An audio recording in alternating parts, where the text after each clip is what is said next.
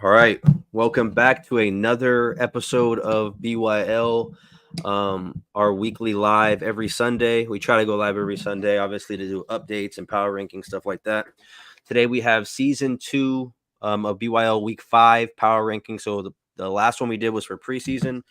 So we put out a preseason rankings. There's going to be a lot of movement. Let me tag everyone in the chat.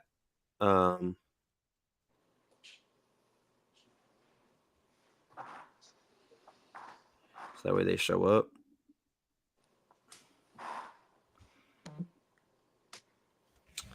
Yeah, like I said, a lot of movement within the league from when we started, obviously. So it's going to be fun to kind of see where everybody's at. I'm sure some people are going to disagree with where we have them ranked.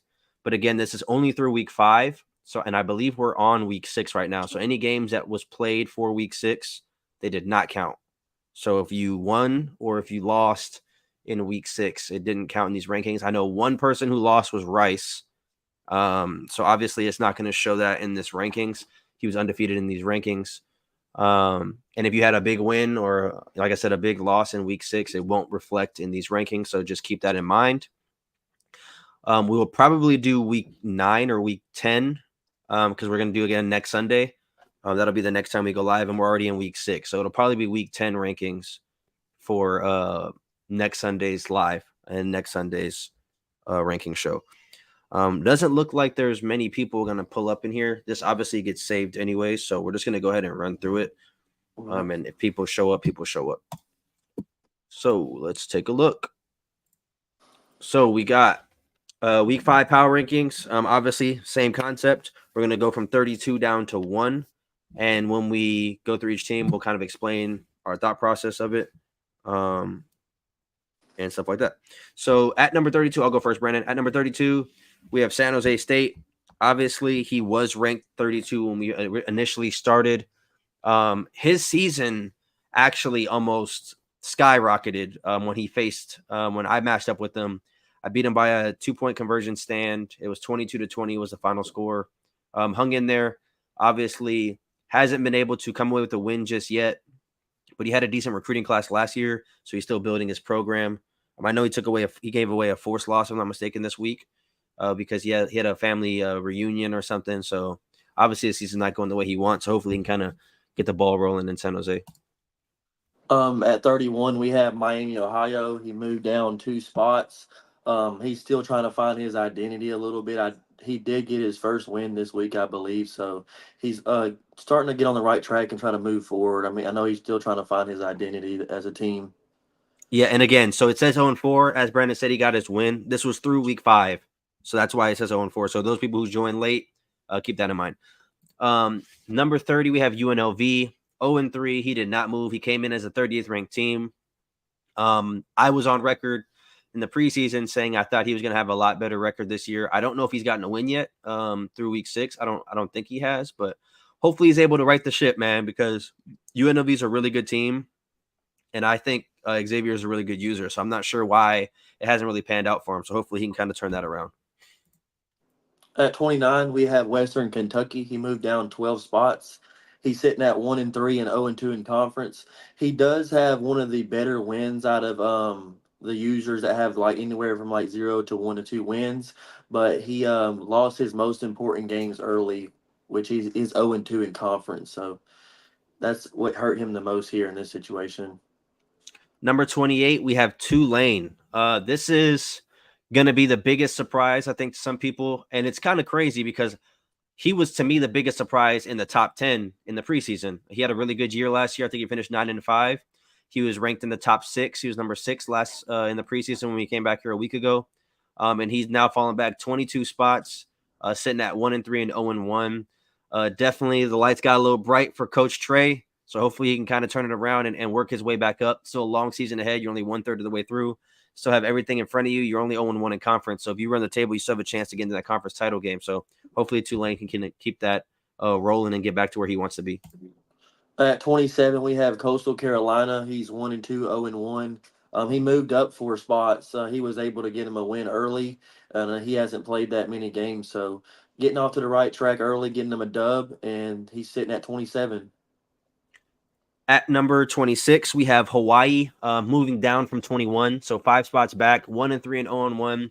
Complete opposite start of what he had last year. Last year, he started off 3-1, was one of the hottest teams in the Mountain West.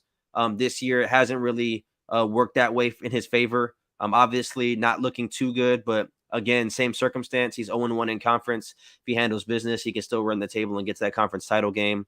So looking forward to see what Desmond does with Hawaii. I know he's staying there for the long haul, so hopefully he can turn this year around. At 25, we have Memphis. He moved down 2 spots. He's 1-3 and 0-1 in conference. He had the ability early on to win a couple of his games, but they just slid the wrong way for him. So he's sitting at 25 for us, and hopefully he can get those tight games into his favor next time.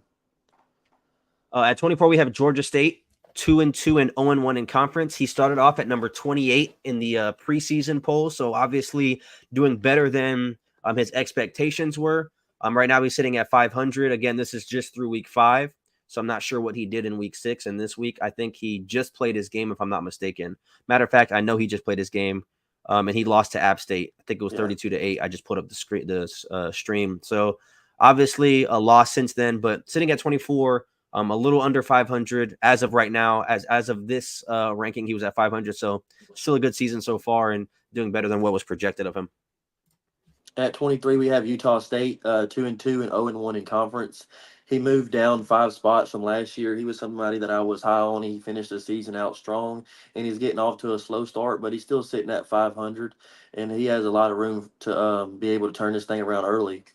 Definitely. And also, I do want to point out um, when he was 1-2 in these rankings, and he had a big win against Ole Miss. So that Ole Miss win kind of propelled him back up into that middle tier. I'm not sure who he plays this week. I think he definitely had a user game. In week 6, he played. Who did he play in week 6? I'm not sure. I'm gonna tell you right now who he played.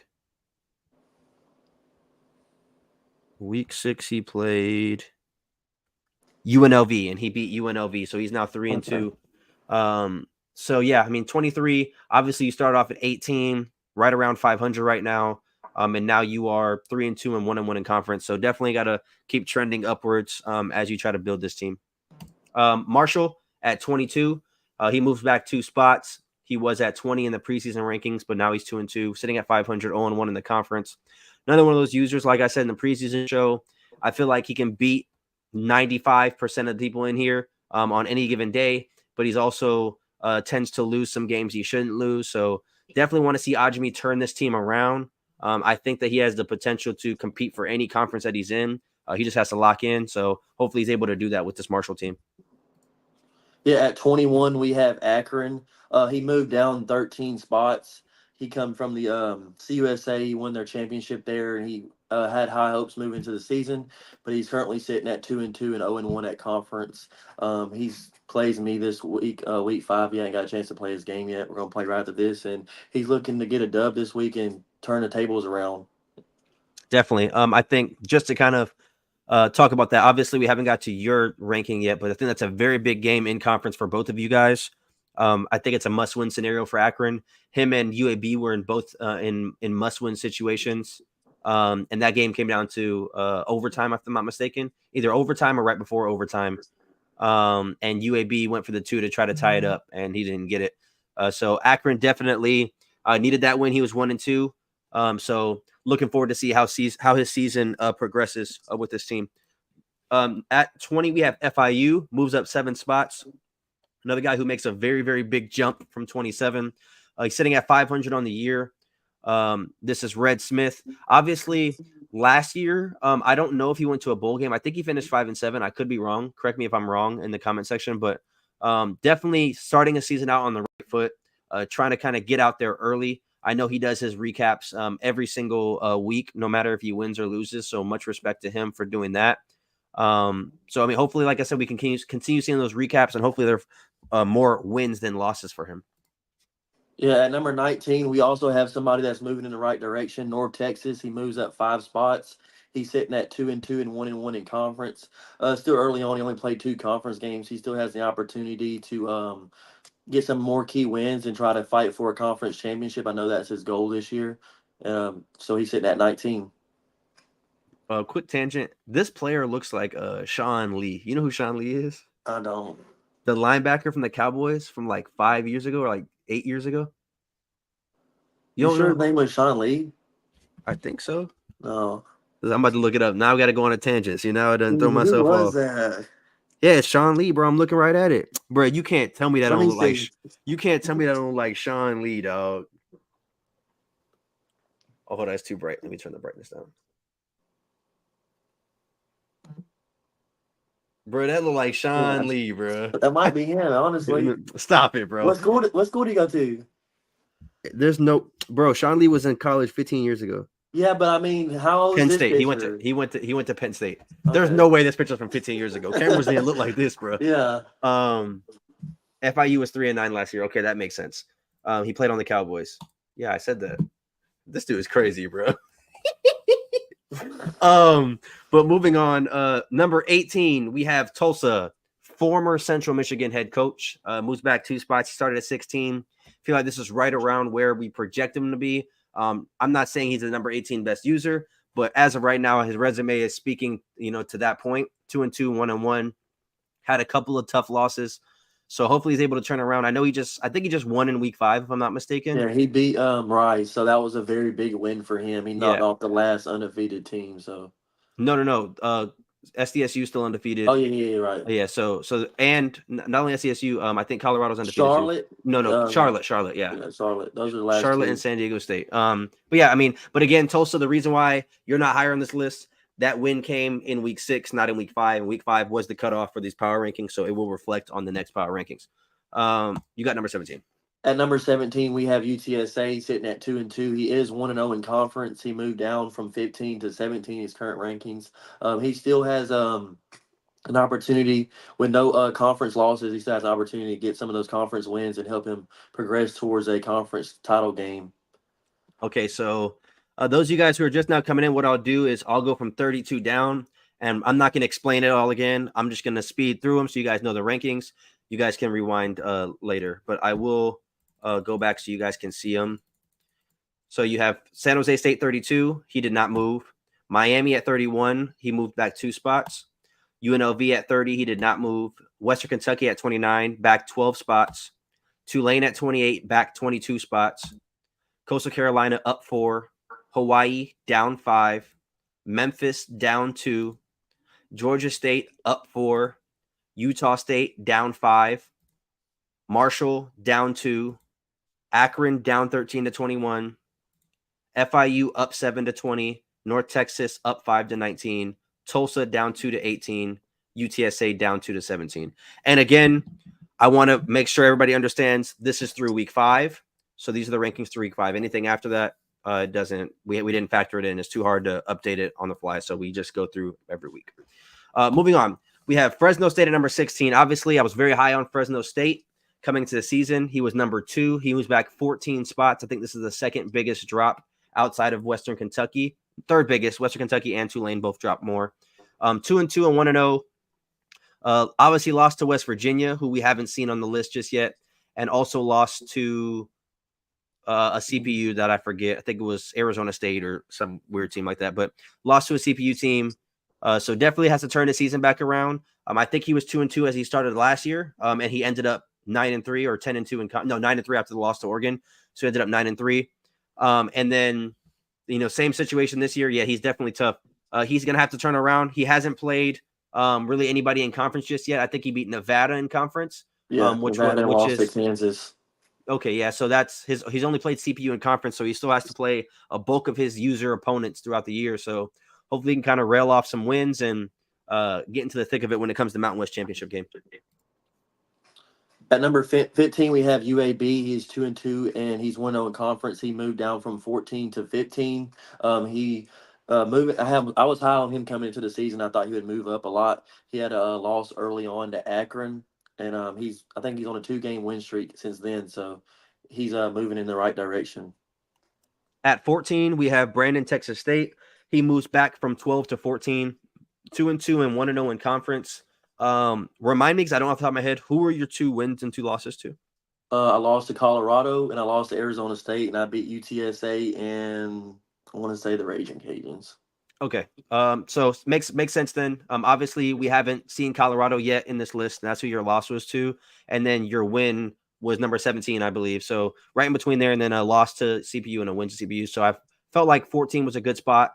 Moving back to obviously being 500. Texas State is still ducking me.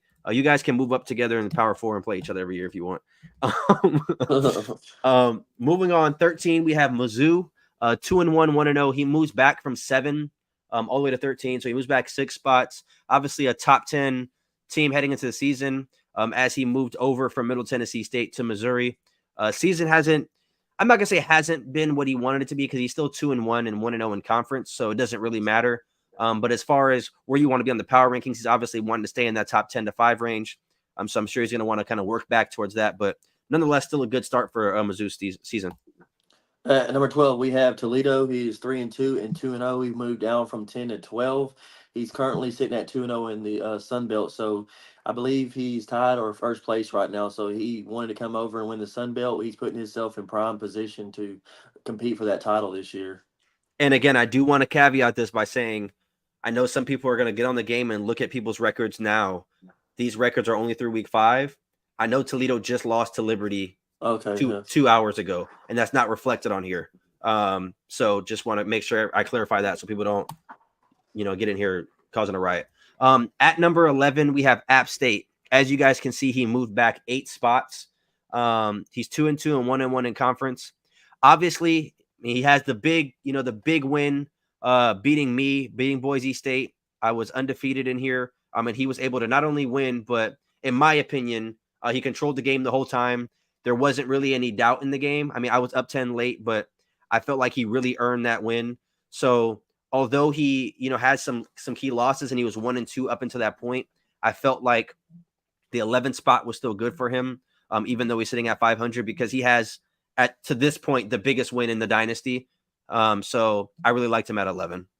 Do you have anything to say about Upstate or no? No, I think he had a really big win, but like you said, he's those losses caught, and there's 10 guys in front of him that have a really good resume too. So Definitely, you got 10.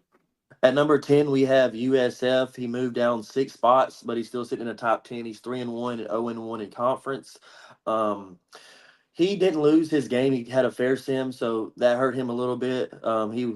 Has a fair sim loss to South Alabama, so that cost him a little bit. But he's still on the right track, and he's still a user to really be on watch for because he hasn't lost a game yet, and that fair sim did cost him. Yeah, definitely. It was hard to rank him because of that loss. Obviously, you don't know what would happen if they played, but their schedules didn't match up. So, I mean, unfortunately, that's just how the way it unfolded. That's how the pieces fell. Number 9, we have Colorado. We just talked about him. So he moves from 11 to 9, being 2-1. I believe he just lost another sim. No, I'm sorry. That was that's the reason why he has a loss. He lost a sim to San Diego State, another situation where it's hard to rank because he didn't play that game. He does have wins over UAB and he has wins over Texas State. He beat me. Texas State. So 2 wins of the ranked 14 and the ranked 15th team. So he's 2-2. He beat me. He is top 10. You sound like the AP poll members putting NIU at 25. What is he talking about? I'm so confused right now. At number 8, did I do that one or you did that one? I think you did that one. Go ahead. You got 8. I think this might be our second biggest jump or first biggest jump. Honestly, we have number 8 UTEP sitting at 3-1 and 1-0 in conference. He moved up 17 spots. He was somebody that was kind of in the middle of the road last year, couldn't really find his identity, and he came off early with some big wins. And he's currently sitting at the 8th spot. I expect him to try to make a run for the Mountain West Conference Championship this year. Yes. At number 7, we have Charlotte moves up 19 spots. Alberto. Obviously, those of you guys who are not familiar with him, he was James Madison last year. Came into the season, obviously beat Brandon in week 1 or week 2, whenever you guys played. Had a very, very disappointing season, I'll say, to his standards. I think I could speak for him when I say that. So this year he's been on the right foot, man. I think he's one of 2 or 3 teams left that are undefeated at this point. he's making noise for Charlotte. And it's funny because in the offseason when he chose Charlotte, he immediately, I think he immediately regretted it and said, why did I choose this team? But he's making it work. So 3-0 and number 7. It's based off resume. So you got to look at who he's played. That's how we factored in. We factored in point differential as well because certain people played more games than them. So it's just hard to rank when somebody has 6 games played and somebody only has 3 because of how the scheduling is. Number 6. At number 6, we have South Alabama. He moved up 16 spots. He's 4-0 and 4-1, my bad, and 3-0 in conference. This is another guy who was kind of in the middle of the road last year, and he really couldn't find his identity, and he's jumping off.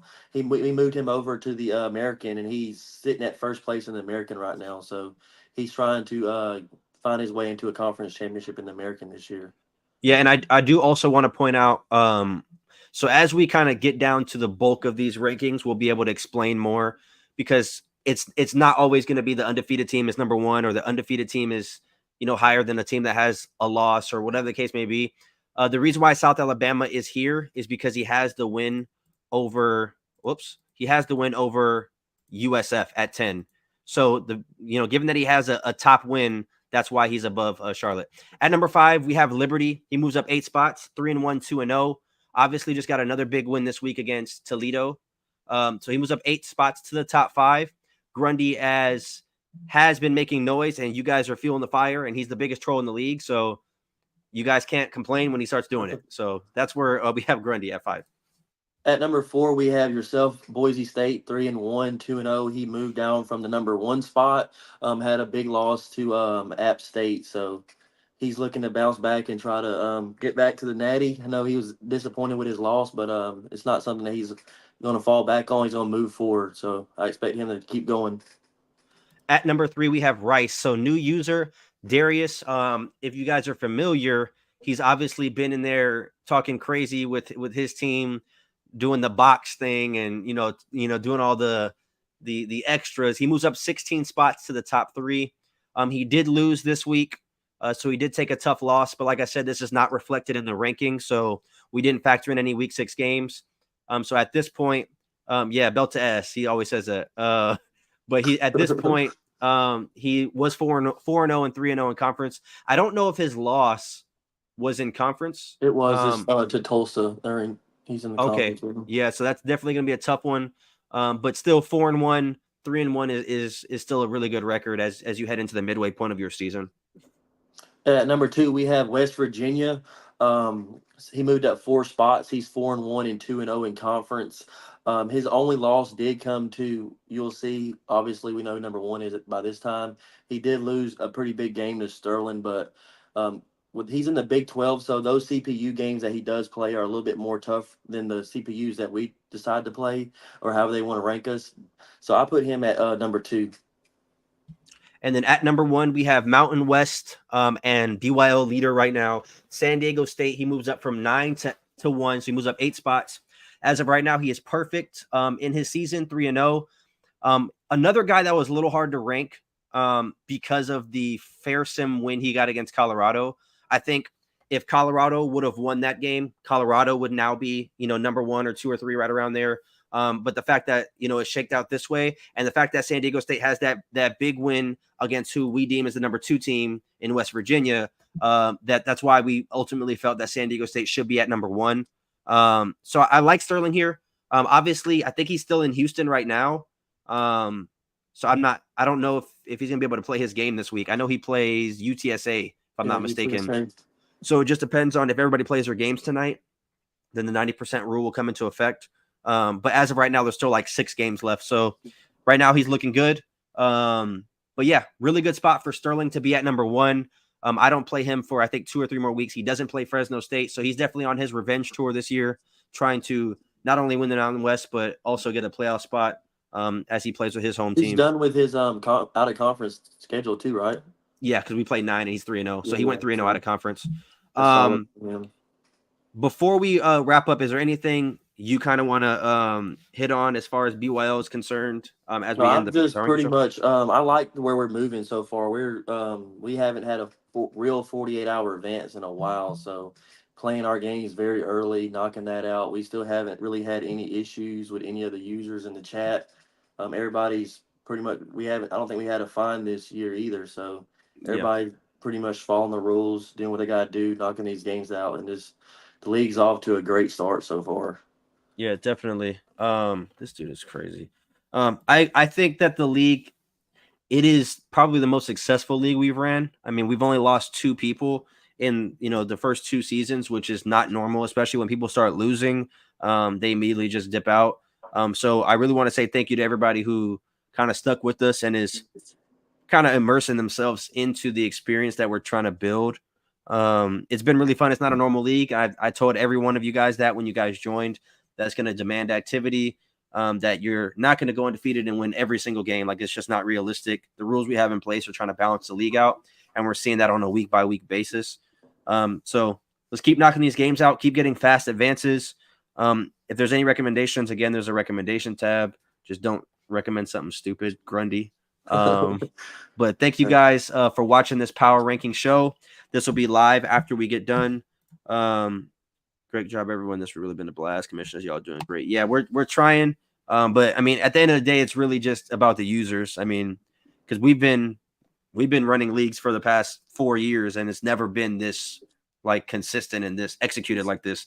I And that's from think a user standpoint. I think they're one of the reasons why we're so consistent now is that the users that are taking a lot of L's we used to like they used to just leave on us. So it was constantly like a turnover rate when it came to bad users. And everybody that's losing right now, they're still kicking it on, playing their games. They haven't really decided they want to leave. Yeah. All right, we're gonna get up out of here because I now he can't wait just to play this guy, man. now he's just talking. But thank you guys. We will see you guys next Sunday at the next power rankings. Like I said, it should be through week 10. If we get at least one more 24-hour advance, by that point it'll be through week 10. So keep winning your games, keep trying to build your resume, and we will see you guys then. Peace out, everybody.